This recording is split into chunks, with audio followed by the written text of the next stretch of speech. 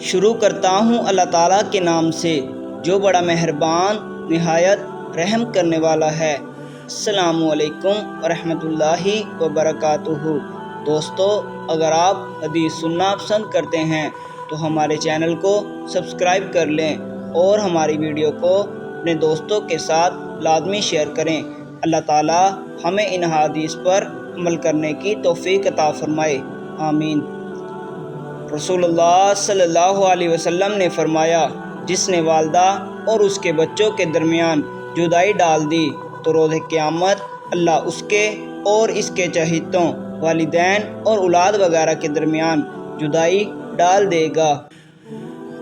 رسول اللہ صلی اللہ علیہ وسلم نے فرمایا، 3 دعائیں ضرور قبول ہوتی ہیں، ان کی قبولیت میں کوئی شک نہیں۔